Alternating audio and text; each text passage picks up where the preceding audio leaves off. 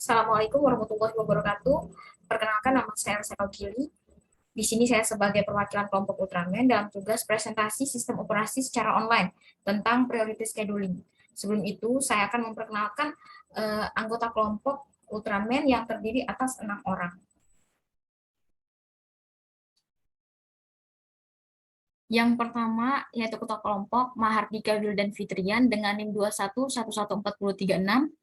Kedua, Nurul Safitri Jamaluddin 4031, Muhammad Syahrizal 3968, keempat Muhammad Hamdan Zulfa 4039, Elsa Kakili yaitu saya sendiri dengan NIM 3976, dan yang terakhir Lia Ayu Lestari 21114000.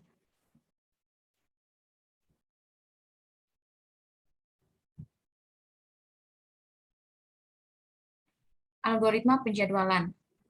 Algoritma penjadwalan terbagi atas 4, yaitu yang pertama FCFS, yang kedua SJF, ketiga priority scheduling, dan yang keempat round robin. Yang akan saya bahas di sini adalah tentang priority scheduling. Priority scheduling. Yang akan saya bahas contoh priority scheduling. Kedua, contoh primitive priority scheduling, dan yang ketiga contoh non-primitive priority scheduling. Algoritma penjadwalan. Proses yang belum mendapatkan jatah alokasi dari CPU akan mengantri di ready queue. Algoritma penjadwalan diperlukan untuk mengatur giliran proses-proses tersebut. Algoritma penjadwalan terdiri atas 4 yang tadi, yaitu FCFS, SJF, priority, dan round robin.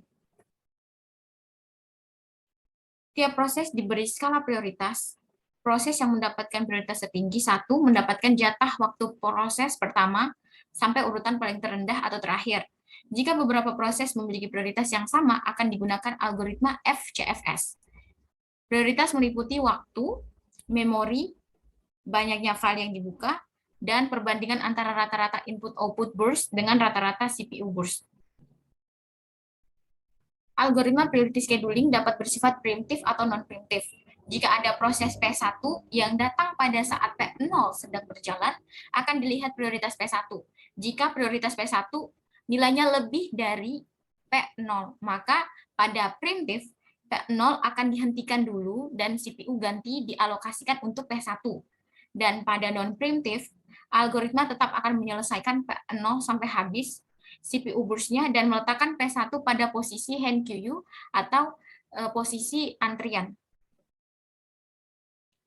Kelemahan priority scheduling adalah dapat terjadinya identifikasi blocking atau observation, yaitu proses dengan prioritas rendah berkemungkinan untuk tidak dieksekusi jika terdapat proses lain yang memiliki prioritas lebih tinggi darinya. Dan solusi dari kekurangan priority scheduling di atas yaitu again, yaitu meningkatkan prioritas dari setiap proses yang menunggu dalam QUI secara bertahap. Ini adalah contoh priority scheduling. Di sini ada 4 proses, ada P1, P2, P3, dan P4. Waktu penyelesaian P1, 6, P2, 8, P3, 7, P4, 3. Waktu prioritasnya adalah P14, P21, P33, P42. Waktu kedatangannya semuanya sama yaitu 0. Jadi karena waktu kedatangannya semuanya 0, jadi yang dilihat yaitu prioritas. Kita lihat prioritas pertama jatuh pada proses P2. Jadi di sini dibuat tabel lagi dan ditulis P2. Nah, setelah itu karena P2 dimulai paling pertama, maka yang lainnya ini berada pada antrean atau QUI. Nah, di sini dimulai dengan 0. P2 dimulai dengan 0. Lalu setelah selesai memproses P2, maka dilihat lagi prioritas yang akan dilanjutkan yang kedua yaitu P4. Kenapa P4? Karena di sini terdapat pada prioritas kedua. Nah, jadi P4. P2 tadi waktu kedatangannya 8. P4 3. 3 ditambah 8 sama dengan 11. Ini waktu pemrosesannya. Lalu kita lihat lagi prioritas yang nomor 3 yaitu P3. Prioritas yang nomor 3 yaitu P3. Dengan waktu pemrosesan yaitu 7. 7 ditambah 11 sama dengan 18. Lalu prioritas yang terakhir yaitu nomor 4 dengan waktu pemrosesan 6, maka 6 ditambah dengan 18, maka 24. Setelah kita mengetahui waktu penyelesaian dari setiap proses tersebut, maka kita akan menyelesaikan waktu tunggu. Itu mengetahui waktu tunggu sudah ada di sini, P1 18, P2 0, P3 11, dan P4 8. 24 adalah adalah jumlah dari waktu tunggu yang dikerjakan di atas. Lalu menghitung waktu tunggu rata-rata. Rumusnya adalah dari semua waktu tunggu di atas yang telah kita kerjakan ini semuanya dijumlahkan, lalu dibagi dengan 4. Kenapa di sini 4? Karena dari prosesnya ini ada 4. Jika lebih dari 4, maka kita membaginya lebih dari 4 juga. Kayak gitu. Jadi 18 ditambah 0, ditambah 11, ditambah 8, lalu dibagi dengan 4, sama dengan 9,25. Jadi waktu tunggu rata-rata dari penyelesaian proses priority scheduling di atas adalah 9,25. Lalu ini contoh primitive priority scheduling. Di sini prosesnya ada 3. Yang pertama ada P1, P2, dan P3. Dengan arrival time-nya P1 0, P2 3, dan P3-nya 5. Burst time-nya, arrival time itu adalah waktu kedatangannya. Lalu burst time ini adalah waktu proses lama pengerjaan. Nah, burst time-nya ini P1 10, P2 3, P3 4. Lalu prioritasnya P1 3, P2 1, P3 2. Untuk mengerjakan primitive priority scheduling, yang pertama kali dilihat adalah prioritasnya. Di antara P1, P2, dan P3 yang paling diprioritaskan adalah P2. Setelah itu P3, dan yang terakhir P1. Tapi kita kerjakan dulu P1. 1, karena di sini burst time-nya 10, jadi kita hitung 1, 2, 3, 4, 5, 6, 7, 8, 9, 10. Seharusnya P1 dapatnya di 9.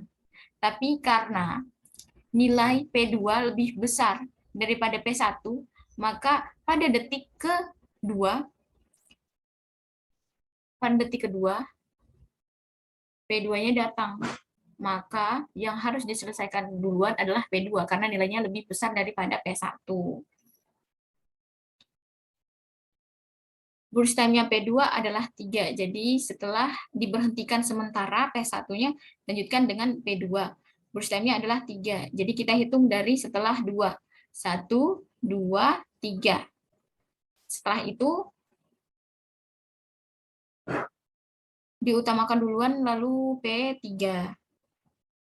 Di sini karena prioritasnya 2, setelah P2 yaitu P3.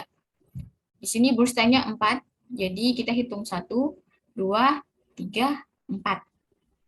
Lalu P1-nya yaitu burst time-nya 10.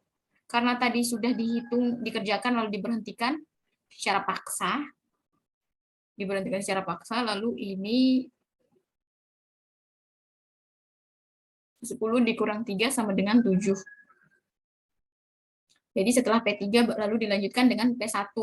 Karena tadi sudah 3, berarti di sini kita tambah 7. 1, 2, 3, 4, 5, 6, 7. Berhenti pada detik ke-16.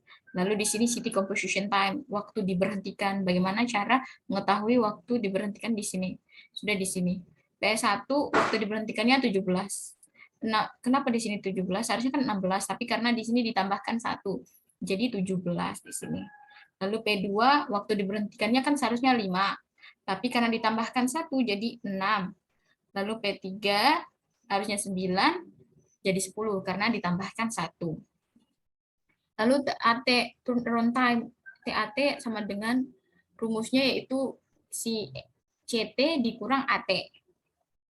CT itu tadi composition time, AT adalah arrival time, waktu kedatangan. Jadi composition time dikurang arrival time. Composition time-nya P1 yaitu 17 dikurang 0 sama dengan 17. P2 6 dikurang 3 sama dengan 3, 10 dikurang 5 sama dengan 5. Lalu dari ketiga ini dijumlahkan, 17 ditambah 3 ditambah 5 sama dengan sekian, lalu dibagi dengan 3 proses ini. Karena di sini ada 3, maka kita bagi dengan 3. Jadi 17 ditambah 5 ditambah 3 sama dengan sekian, lalu dibagi dengan 3, dapatnya 8,33.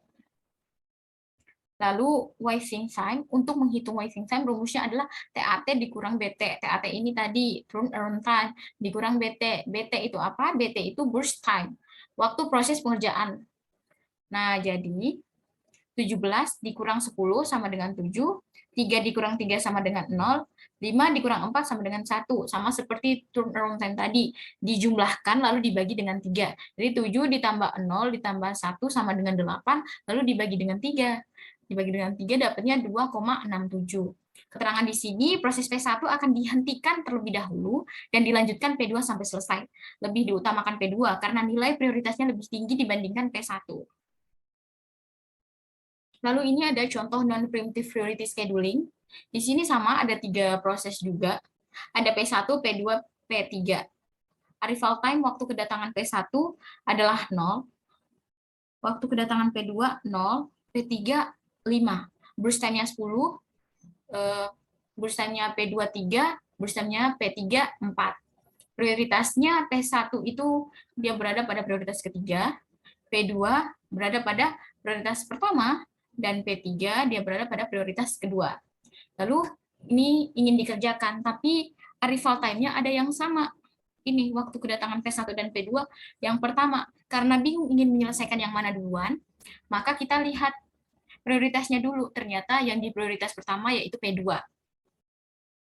Jadi, kita proses P2 duluan. Kita mulai dari hitungan 0. 1, burst time-nya kan 3, jadi kita hitung dari 0, 1, 2, 3. Berhenti pada 2. Lalu di sini ingin dikerjakan karena di sini prioritasnya kedua.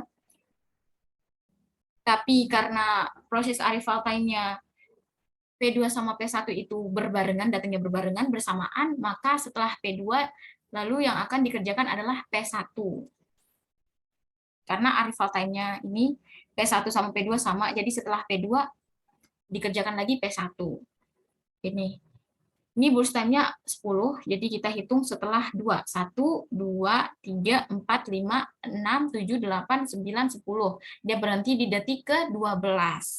Setelah itu, setelah mengerjakan P1 dan P2, kita akan menghitung di sini P3. Arrival time-nya 5, burst time-nya 4.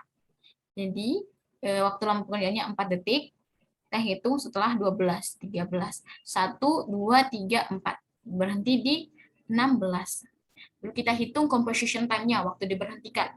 Waktu diberhentikan P1 sama dengan 12, tapi ditambahkan 1 menjadi 13. Lalu composition time-nya P2 sama dengan 3. Sebenarnya di sini 2, tapi ditambahkan 1 jadi 3. Lalu composition time yang terakhir yaitu P3 berada pada detik ke-16, tapi ditambahkan 1 jadi 17. Lalu kita hitung turnaround time-nya dengan rumus CT dikurang AT. CT itu ini, composition time dikurang arrival time. Jadi 13 dikurang waktu kedatangannya 0, jadi sama dengan 13. 3 dikurang 0 sama dengan 3. 17 dikurang 5 sama dengan 12. Ini dijumlahkan, 13 ditambah 12 dan ditambah 3 sama dengan sekian, lalu dibagi dengan 3 proses ini. Nah, jadi dapatnya 9,33. Lalu wasting time. Wasting time dengan rumus TAT dikurang BT. Turnaround time dikurang burst time. Turnaround time P1 sama dengan 13 dikurang burst time 10 sama dengan 3. Lalu P2, 3 dikurang 3, burst time ini sama dengan 0. Dan yang terakhir 12. 12 ini punyanya P3. 12 dikurang burst time-nya P3, 4, sama dengan 12. Jadi 3 ditambah 0, ditambah 8, sama dengan 11. Lalu 11 dibagi dengan 3 proses ini. Jadi dapatnya 3,67. Di sini ada keterangannya. Proses P1 akan tetap dilanjutkan tidak dihentikan sampai proses tersebut selesai dan dilanjutkan proses P3, lebih mengutamakan proses yang sedang dikerjakan. Seperti itu.